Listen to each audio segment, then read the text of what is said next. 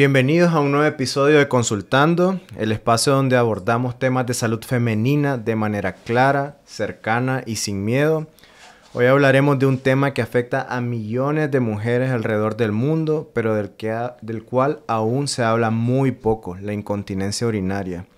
Para ello, tengo el gusto de recibir al doctor Juan Carlos Avilés Sebasco, ginecólogo especialista en uroginecología, con más de 17 años de experiencia en el tratamiento de disfunciones de suelo pélvico. Doctor, bienvenido al programa. Muchas gracias, doctor Romero, y aquí estamos siempre para aprender un poco más. Gracias. Y exactamente, ¿qué es la incontinencia urinaria? En el caso de la incontinencia urinaria femenina, ¿verdad? Sí, vamos a centrarnos en la mujer. Okay. Exactamente, en la mujer. La incontinencia urinaria, a rasgo general, se refiere a la pérdida involuntaria de orina. Una pérdida no controlada, no voluntaria de orina, que en algunas circunstancias afecta la calidad de vida en la mujer. Entonces, a grosso modo, esa es la incontinencia urinaria. ¿Y esta es una enfermedad que afecta únicamente a mujeres mayores o no importa la edad? Tenemos diferentes tipos de incontinencia que pueden afectar desde niñas, adolescentes, personas jóvenes, personas en la edad reproductiva o personas en la tercera edad. Según el tipo de incontinencia, algunos tipos predominan más en las personas más jóvenes, otras en las personas ya de la tercera edad, según el tipo. Ok, entonces ya que mencionas que hay varios tipos y de eso depende como la frecuencia por edad, ¿cuáles serían los principales tipos de incontinencia que podemos encontrar en las mujeres? A grosso modo hay dos grandes grupos. Una incontinencia se llama urgencia urinaria y la otra se llama incontinencia urinaria de esfuerzo. Si quisiéramos clasificar la incontinencia urinaria en la mujer, esos serían los dos grandes grupos. La urgencia urinaria se refiere a la incapacidad que tiene la paciente de posponer la micción. La paciente no puede posponer la micción, le da el deseo y tiene que ir inmediatamente. Y tiene que ir con premura, con urgencia. También se le conoce como urgencia urinaria.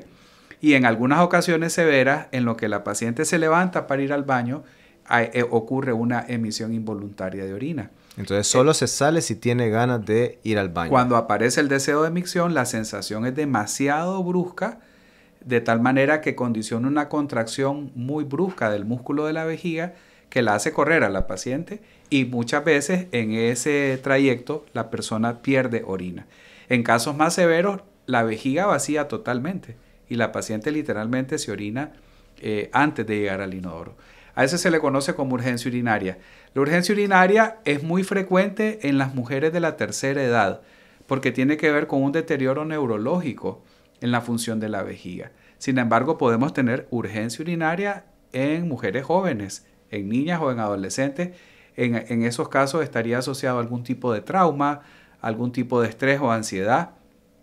La niña de 8 o 9 años que ya tenía control de esfínteres, que ya no se orinaba, de repente empieza a manifestar urgencia urinaria y se orina en la cama y se orina antes de llegar al inodoro. Y tal vez el problema de fondo es un problema de estrés, de ansiedad que no ha sido abordado correctamente. Esa es la urgencia urinaria. Pero también está el otro tipo, que es la incontinencia urinaria de esfuerzo. La incontinencia de esfuerzo se refiere a la pérdida involuntaria de orina cuando la paciente hace algún tipo de fuerza.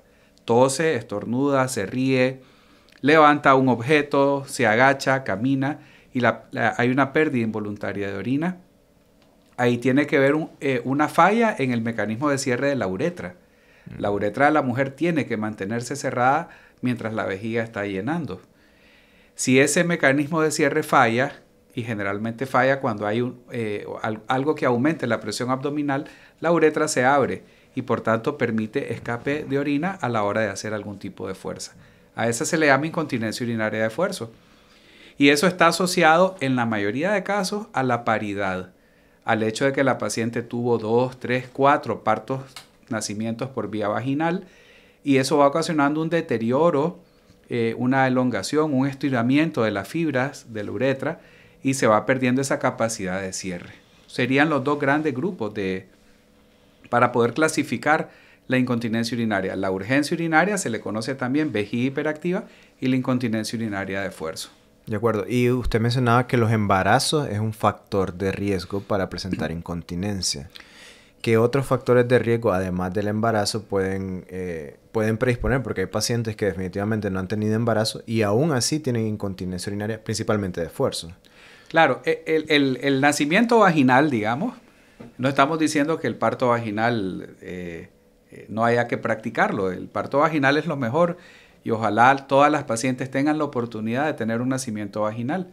Pero obviamente en cada parto vaginal el piso pélvico se estira y ahí se estiran músculos, se estira tejido de sostén, tejido de soporte, la vejiga se comprime, la uretra se comprime y todo eso recupera. Pero con cada parto adicional que tiene la paciente, el deterioro es mayor y ya no se recupera el 100%. Y en América Latina nuestras mujeres suelen ser multíparas. Entonces ya después de 3, 4, 5 nacimientos, evidentemente hay un deterioro marcado que en la etapa juvenil no se manifiesta. Es decir, la mujer que tiene 3 partos no va a tener la incontinencia a los 30, 35 años, pero sí a los 40 o a los 45. Este daño oculto del piso pélvico se mantiene oculto, pero se manifiesta en la 4ª década de la vida y aparece la incontinencia urinaria como problema. Sin embargo, también las pacientes que han tenido cesárea pueden tener incontinencia urinaria, es decir, no es la solución la cesárea. ¿Por qué? Porque se ha demostrado que también el efecto del embarazo como tal, el embarazo cuando ya el bebé tiene 8 o 9 semanas, ejerce una presión sobre todo el piso pélvico. El peso del útero, el peso de la placenta, del líquido, del propio bebé, ejerce un mecanismo de distensión a nivel del piso pélvico. Y la mujer tiene que cargar ese peso a nivel de su piso pélvico todo el último trimestre del embarazo. Y eso también puede ocasionar daño. Así que aunque haya tenido cesárea como vía de nacimiento en la paciente, solo el hecho de haber estado embarazada hasta los 9 meses también generó estrés y distensión en el piso pélvico. ¿Y qué tal de cada vez, esto ya es una pandemia también, la obesidad y la relación con la incontinencia? La obesidad como tal no tiene que ser génesis de incontinencia urinaria, pero va a agravar la que está. Es decir, la persona con obesidad maneja una presión intraabdominal muy elevada, entonces la vejiga sufre más presión abdominal. No es lo mismo toser con peso ideal que toser con obesidad grado 1 y grado 2. La presión abdominal que se genera es mucho mayor y eso va a tener una repercusión en la incontinencia urinaria de esfuerzo. Y por otro lado también, algo que está asociado, no es el tema de hoy, pero la incontinencia urinaria de esfuerzo se asocia también a prolapso de órganos pélvicos, al descenso de la vejiga, del útero, del recto, que ocurre por el mismo mecanismo de trauma y de distensión, principalmente por el parto. Entonces, la persona con sobrepeso, con obesidad, ese piso pélvico está sometido a mucha mayor tensión, a mucha mayor presión, y la persona tiende a tener prolapso o incontinencia más severa que la persona que está en su peso ideal. Y vámonos del otro punto, porque ahora que estamos también con el trending de ser saludables, hay mucha gente que está haciendo mucho ejercicio y vemos los gimnasios llenos de gente, de mujeres principalmente, cargando mucho peso. ¿Eso es saludable? ¿Qué opinión le merece eso para el piso pélvico? Todo ejercicio creo que es saludable. Lo que hay que preguntarse es si es saludable para el piso pélvico. Okay. Y es lo que la persona muy joven no lo entiende.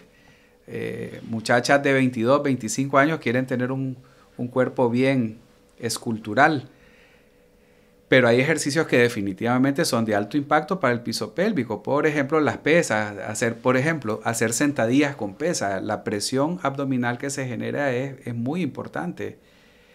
Y el problema es que eso es repetitivo, ¿verdad? No es un ejercicio de una vez, sino son repeticiones. Y son repeticiones todos los días, por muchos años. Entonces, eso genera evidentemente un trauma sobre el piso pélvico. La persona joven no lo manifiesta, pero esa persona joven va a llegar a tener 40, 45 años y ahí sí va a manifestar algún tipo de disfunción. O por ejemplo, si ya tuvo 1 o 2 partos y el ejercicio, la rutina física que hace de alto impacto para el piso pélvico, la disfunción va a presentarse de manera más acelerada. O sea que vamos a acelerar el proceso en el que aparece la disfunción del piso pélvico. Entonces los ejercicios de alto impacto para el piso pélvico se deberían de evitar en toda mujer. para cuidar su piso pélvico. También ahí está la salud femenina. Y algo que no es una enfermedad como tal, pero el estreñimiento asociado a esto.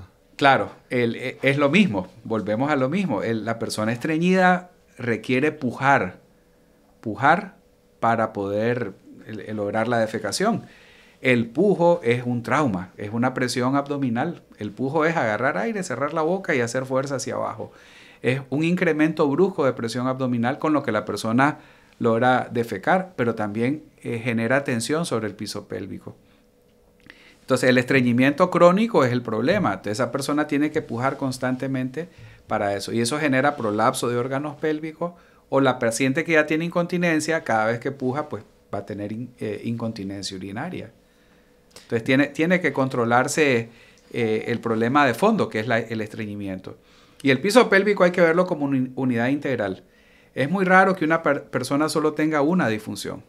La persona que tiene incontinencia urinaria de esfuerzo generalmente tiene descenso de la vejiga, descenso del recto, a eso le llamamos cistocele o rectocele, vejiga y recto, o descenso uterino con la incontinencia urinaria. Entonces tenemos que manejar integralmente la paciente. No puedo abordar bien a una paciente con incontinencia de esfuerzo si no le corrijo el estreñimiento.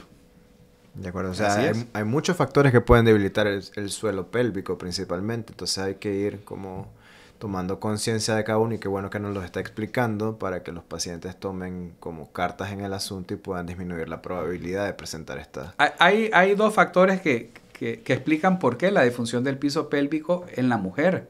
Bueno, también en el varón. La diferencia es que a los varones no nos toca parir. No nos toca llevar un embarazo 9 meses, ni nos toca parir. Entonces el piso pélvico del varón se mantiene más íntegro. No está sometido a ese estrés.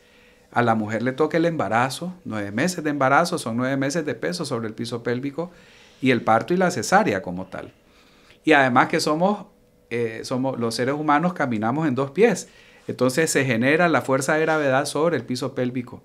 Y si a eso le sumamos peso muerto, levantar pesas, etcétera, pues el piso pélvico va a sufrir definitivamente. Ya que hablamos mucho de piso pélvico, para que nuestras pacientes entiendan qué es el piso pélvico, porque pues, el piso pélvico es el conjunto de estructuras musculares, tejidos que envuelven los músculos. A eso se le llama fascia. El músculo y la fascia es lo que le da soporte al piso pélvico, porque el piso pélvico, abajo de la pelvis no hay ningún hueso. Exacto. Tenemos hueso adelante, que es el pubis. El hueso de atrás es el sacro y el anillo pelviano es hueso, pero abajo no hay hueso. Si hubiera hueso abajo, probablemente no hubiera prolapso, claro. Pero no hay hueso. Entonces, la pelvis se cierra abajo solo con músculo y con el tejido de sostén que se llama fascia. Pero ese es un tejido elástico que da soporte, pero que puede estar sujeto a trauma. A eso se le llama el piso pélvico. Y en el caso de la mujer, esos músculos y esa fascia, esa aponeurosis, es como una hamaca que le da soporte a la vejiga, adelante, y a la uretra. En medio le da soporte al útero y atrás le da soporte al recto. Y esa cama elástica se sostiene a través de la vagina. Pero todos son tejidos musculares y tejido de sostén. Tejido conectivo le llamamos también. No hay hueso. Entonces, ese es el tejido que puede traumatizarse a la hora del parto, a la hora de un parto traumático también. No necesariamente tuvo que haber tenido 4 o 5 partos la paciente. Pudo haber tenido uno, pero pesó 9 libras. O pudo haber tenido uno y tuvo un desgarro que no fue reparado adecuadamente ni se hizo rehabilitación en tiempo y forma. De acuerdo. Sí, es muy importante saber esto para tomar conciencia de la importancia, y ahorita ya comenzamos a mencionar de rehabilitación, que creo que más adelante será un tema a tocar, porque es muy meritorio hablar de la rehabilitación del piso pélvico, teniendo en cuenta que esta enfermedad puede beneficiarse de la rehabilitación. Pero hablando de impacto en la calidad de vida, ¿cómo afecta la incontinencia a la vida de una mujer? Depende del tipo. La urgencia urinaria, la paciente con urgencia urinaria tiene que orinar cada 20 minutos, cada 30 minutos, no porque la vejiga esté llena, sino porque neurológicamente el deseo de micción se despierta cuando la vejiga está vacía todavía. cuando está a un 30% de su capacidad, se despierta el reflejo y se despierta bruscamente, de tal manera que tiene que ir rápido. Entonces, imaginémonos a una cajera de un banco, ¿ya? Que tenga urgencia urinaria. O imaginémonos a una colega médico, cirujana, que en medio de la cirugía tenga una crisis de urgencia urinaria y que tenga que interrumpir la cirugía, salirse del quirófano porque la vejiga de manera urgente le pide el deseo de orinar, o se orina, porque tal vez no puede salir y requiere meterse a operar con una pañal, ropa interior absorbente, ¿verdad? Entonces la urgencia urinaria es terrible en cuanto a afectación de calidad de vida. O en la vida cotidiana, pues la persona con urgencia urinaria también en la noche tiene que despertarse, levantarse de la cama en la noche 3, 4, 5 veces a orinar. Entonces, ¿qué calidad de sueño puede tener una paciente con urgencia urinaria, con vejiga hiperactiva? No descansa. No descansa en lo absoluto. Y si es la incontinencia de esfuerzo, es mala calidad de vida porque la salida involuntaria de orina la moja, huele a orina, etcétera. Pues definitivamente afecta la calidad de vida social, profesional, personal, en todo sentido. Hasta la relación de pareja, porque la persona anda olor a orina permanente en la ropa interior, pues. Hasta la vida de pareja. Es muy importante entender que esto no es normal. O sea, nuestras abuelas creo que mencionaban, sí, es que si te sale un chorrito, eso es bien común o es normal. Tenés que acostumbrarte, pero hay que entender que no es normal y que no hay que soportarlo en silencio, porque incluso pacientes que llegan a la consulta de ginecología tienen el problema y no lo exteriorizan, sí. No lo mencionan. Ha cambiado mucho eso, pero hace 20 años, por ejemplo, a la paciente le daba mucha pena preguntar o decir que tenía incontinencia urinaria. Yo hice mi especialidad en urología ginecológica en México y me gradué en el año 2007. El urogineco estaba en pañales aquí en Nicaragua. Y yo tenía, en la consulta ginecológica, tenía directamente que preguntarle a la paciente, señora, ¿usted tiene incontinencia urinaria? ¿Se le escapa orina al toser, reír? ¿O cuando le dan ganas no llega al baño? Porque si no preguntaba, la paciente no lo decía como parte de su revisión ginecológica convencional. Ahora muchas cosas han cambiado y ya la paciente lo manifiesta. Pero ha sido un problema culturalmente un poco tabú admitir la incontinencia urinaria. Pero las cosas se van cambiando y estamos más abiertos a esto. Y lo que dijo era muy importante, que no es normal. No normalicemos la incontinencia urinaria. No es normal que haya un escape de orina. No es normal que si le da el deseo de orinar, no puede esperarse un minuto y en lo que llega al baño se orinó, ¿verdad? No podemos normalizar ese problema. Es impresionante cómo algo tan frecuente se oculta tanto a veces, porque como dijimos, que como tema tabú la gente no lo habla, no lo exterioriza, más bien prefieren como no contarle al esposo aunque huelan a orín. Exactamente, es un poquito el fenómeno de negación. Primero la reacción es negarlo y poco a poco van aceptando que no es normal y que se tiene que buscar ayuda, ¿verdad? Obviamente. Claro. Pasemos a lo más importante entonces, ¿cómo se diagnostica y qué opciones existen para tratarlo? La urgencia urinaria es, con solo el interrogatorio uno va detectando, sospechando que la persona tiene urgencia urinaria. Uno le pregunta, ¿le da el deseo de orinar? ¿Puede esperarse o tiene que correr? La paciente dice, doctor, me da el deseo y si no voy inmediatamente me orino. Y si el baño está ocupado, me orino. ¿Ya? Y el aumento de frecuencia. Son pacientes, normalmente se considera normal que una persona vaya 7 o 8 veces a orinar en el día. Y en la noche no debería despertarse para orinar o tal vez una vez. Eso es aceptable. Con la urgencia urinaria la persona va 10, 15 veces en el día, 4 o 5 veces en la noche. Entonces ya con solo el interrogatorio que uno hace durante el abordaje de la paciente ya sospecha. Hay pruebas especiales para la urgencia urinaria, se llama urodinamia. La urodinamia es un estudio que estudia las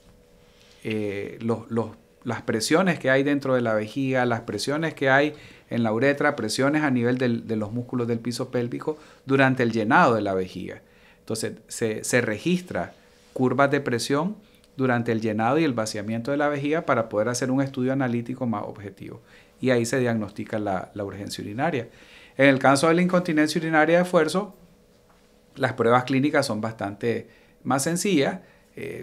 Teniendo la vejiga llena a la paciente, le pedimos que tosa, que haga un pujo y notamos la incontinencia urinaria de esfuerzo. Se hace evidente y generalmente esa paciente va a tener también algún grado de prolapso de órganos pélvicos. La incontinencia de esfuerzo es más fácil de diagnosticar clínicamente y es la más frecuente, digamos, en América Latina, donde tenemos una alta tasa de paridad en nuestras mujeres. ¿Y qué tratamientos existen? Siempre, digamos que esto depende, supongo, del tipo de incontinencia. Siempre partimos, cuando la persona tiene un problema de piso pélvico, incontinencia, prolapso, siempre partimos por modificaciones del estilo de vida, ¿verdad? Siempre podemos mejorar con medidas conservadoras no quirúrgicas. Entonces, por ejemplo, le preguntamos a la paciente cuánto café toma en el día. Entonces, si tiene urgencia urinaria, vejiga hiperactiva y nos dice, doctor, me encanta el café y me tomo unas 5 tazas diarias, la cafeína tiene un efecto irritativo sobre el músculo de la vejiga, sobre el músculo detrusor. Entonces, la persona que bebe café va a orinar un montón de veces. Tiene que bajar la ingesta de café. Hay otras personas que se sobrehidratan. Beber unos 2 litros de agua por día es bueno, más en un país tropical como el nuestro. Pero hay personas que beben 4 o 5 litros de agua diario. Entonces, es imposible que la vejiga se porte bien si está sobrehidratada la paciente. Evitar posponer la micción. Si la vejiga avisa, hay que hacer una pausa e ir a orinar. No es conveniente sobrecargarla constantemente, a menos que sea una situación que lo amerite, que no hay un baño disponible, que esté en un lugar público, etc. Entonces, son medidas que hay que tomar siempre. En el caso del estreñimiento, por ejemplo, hay que manejar el estreñimiento. El estreñimiento crónico es muy malo, es muy nocivo para el piso pélvico. Entonces, partimos siempre de modificaciones del estilo de vida. La cantidad de agua es importante bajarla si es excesiva, pero también la velocidad con la que se bebe el agua. No es lo mismo que yo me beba un vaso grande de agua en 2 minutos a que me lo vaya bebiendo trago a trago. Pues, si la velocidad va poco a poco, yo le doy chance a que el riñón filtre más lentamente y que la vejiga cargue más suave en ese aspecto. Entonces, partimos siempre de las modificaciones del estilo de vida. Pilar número 1. Sí. Modificar estilo de vida. Y eso acompañado o no acompañado de las terapias de rehabilitación del piso pélvico. Ok, viene la rehabilitación del piso pélvico cuando yo detecto que el problema realmente le está afectando la calidad de vida a la paciente. Entonces, a alguien que me dice, sí, yo tengo urgencia urinaria muy esporádicamente, solo cuando me aguanto demasiado las ganas de orinar. La persona está afanada trabajando, la vejiga avisa y avisa y avisa y la persona no se da el tiempo de ir a orinar. Ahí a cualquiera nos ha pasado que tenemos que correr, ¿ya? Pero si el problema es de todos los días y afecta su calidad de vida social, personal, de pareja, laboral, la alternativa para la rehabilitación del piso pélvico es muy importante, porque es una alternativa no quirúrgica. Entonces, para la paciente con urgencia urinaria hay rehabilitación del piso pélvico, electroestimulación, biorretroalimentación. Para la incontinencia urinaria de esfuerzo también hay protocolos de rehabilitación del piso pélvico. Electroestimulación para fortalecer la musculatura, biorretroalimentación, diferentes tipos de protocolos que lo que buscan es entrenar, aprender a reconocer el piso pélvico y que finalmente la paciente aprenda después de un protocolo de 10 a 12 sesiones y que lo siga haciendo en casa. Claro, no acaba con eso. Exactamente. Y si la afectación de la calidad de vida no es mucha, con la rehabilitación suele mejorar mucho. Es decir, no toda paciente va a ser quirúrgica. Entonces, tenemos que pasar a agotar las instancias conservadoras, la rehabilitación, y en caso de que la calidad de vida no mejore, considerar si es necesario realmente o hay alguna indicación de alguna intervención quirúrgica. ¿Y estas terapias nuevas con láser? El láser tiene un principio, ¿verdad? El láser que se utiliza para piso pélvico es láser de dióxido de carbono. Y el principio del láser es generar calor. Y al generar calor sobre un tejido, produce colágeno, provoca regeneración de colágeno. Y el colágeno da resistencia a los tejidos. Y estamos hablando que el piso pélvico es músculo y tejidos de soporte. Entonces, el principio del láser es generar colágeno para que el piso pélvico se fortalezca. Ha tenido un buen impacto cuando los defectos no son muy marcados. Es decir, un descenso de vejiga, un estiramiento de la vagina porque la paciente tuvo 2 o 3 partos, o algún grado de incontinencia urinaria de esfuerzo leve. Pero si el prolapso es muy marcado, o sea, hay un defecto anatómico, un desgarro evidente anatómico, o la incontinencia es muy severa, en mi opinión creo que el láser tiene un efecto más limitado, ¿verdad? ¿Y tratamientos farmacológicos? Los tratamientos farmacológicos están más enfocados a la vejiga hiperactiva, a la urgencia urinaria, porque el origen, la génesis de la urgencia urinaria es neurológica. Hay un cortocircuito entre el cerebro y la vejiga. La vejiga avisa que está llena, entre comillas, pero no está llena. El cerebro recibe el aviso y ordena orinar de manera inmediata antes de llegar al inodoro. Entonces, ese circuito se da de manera anárquica y muy brusca. Entonces, la persona sale corriendo y ya no llega al baño y se orina.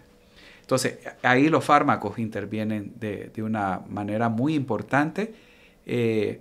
Los fármacos lo que buscan es relajar el músculo de la vejiga, bloquear esa contractura excesiva. Ahora hay fármacos muy buenos, los que se ocupaban antes daban mucha resequedad en la boca y en los ojos. Ahora los fármacos más modernos actúan de otra manera y no tienen ese efecto colateral. En eso se ha avanzado bastante farmacológicamente hablando. Entonces, los medicamentos se usan para la urgencia y para la vejiga hiperactiva, principalmente. Cuando la incontinencia de esfuerzo, que es la otra, es severa, es muy marcada, la paciente tose, se estornuda, se ríe y se le sale un chorro de orina, en esos casos habrá que considerar como última opción pues la opción quirúrgica. Luego de haber agotado la rehabilitación del piso pélvico, los cambios del estilo de vida y todas las alternativas conservadoras. De acuerdo. Y desde el punto de vista quirúrgico, ¿qué opciones tiene un paciente? ¿O hay que abrir al paciente? ¿Son cirugías? Las cirugías clásicas, estamos hablando de los años 50, 60, hace ya buen tiempo, 60 años más o menos, sí había que abrir, eran abordajes abdominales. La técnica de oro era la operación de Burch. Había que abrir a la paciente, hacer una disección del espacio que está antes de la vejiga y hacer un levantamiento para generar un ángulo en la uretra y provocar cierre uretral. Eran los primeros intentos, bueno, hubo varias técnicas anteriores, pero la operación de Burch fue la que empezó como a tener buenos resultados en las pacientes. Sin embargo, ha evolucionado mucho y actualmente ya no se usa abordaje abdominal. No abrimos a una paciente para corregir incontinencia urinaria de esfuerzo.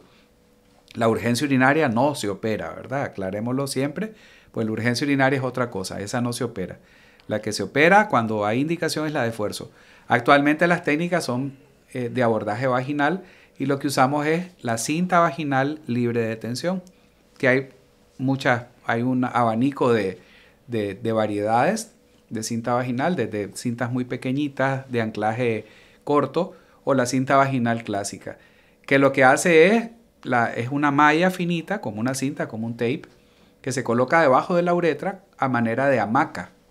Entonces, si esta es la uretra, se coloca la cinta debajo de la uretra para darle soporte y apoyo a la uretra, para que cuando la persona tosa, estornuda, se ríe, la uretra encuentre el apoyo en la malla y se recupere el mecanismo de cierre uretral que está perdido. Y con eso evitar la incontinencia de esfuerzo. Y esas técnicas tienen una tasa de éxito más o menos del 90%.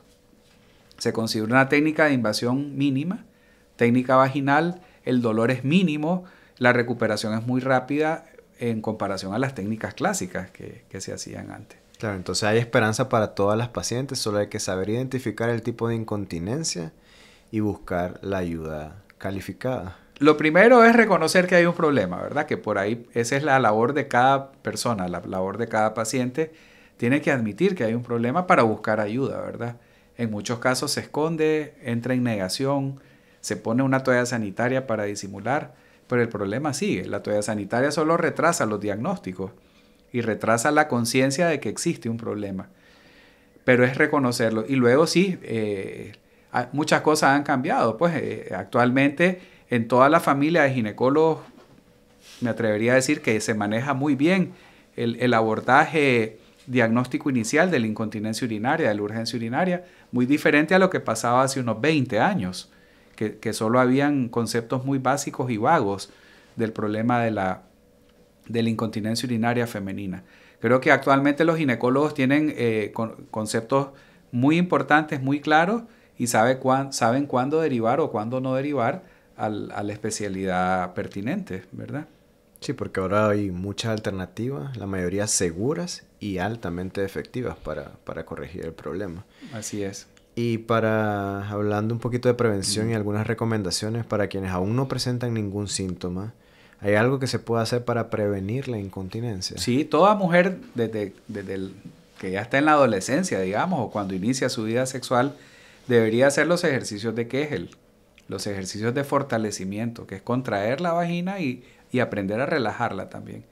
Porque la salud del piso pélvico es aprender a contraerlo para fortalecerlo, pero también aprender a relajarlo, porque hay momentos en que la relajación del piso pélvico es fundamental. Por ejemplo, al momento de orinar, la mujer tiene que relajar el piso pélvico para poder orinar.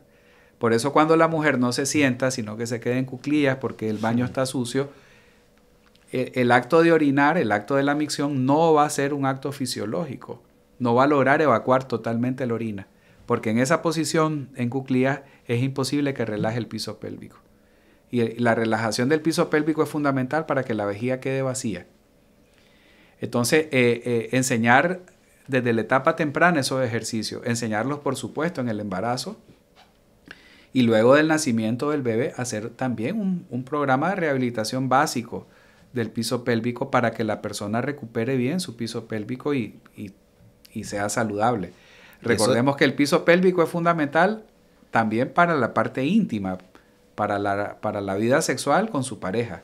¿Y eso debería ser nada más para aquellas pacientes que tienen bebés de más de 9 libras o para todas?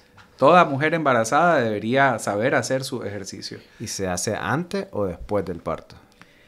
Antes del nacimiento. En la víspera del nacimiento, pues es otro tipo de ejercicios encaminados a la parte del parto, ¿verdad? Okay. Y después del parto, a empezar la rehabilitación.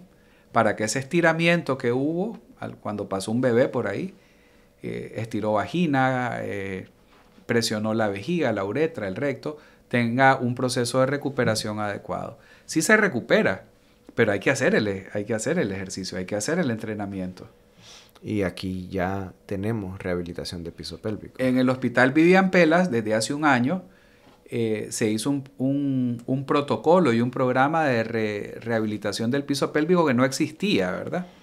Entonces, tengo entendido que el personal, médicos y fisioterapeutas, empezaron un programa de entrenamiento y adiestramiento para aprender a hacer rehabilitación del piso pélvico. Que eso estaba en pañales, ¿verdad? Era un vacío. Era un vacío que había.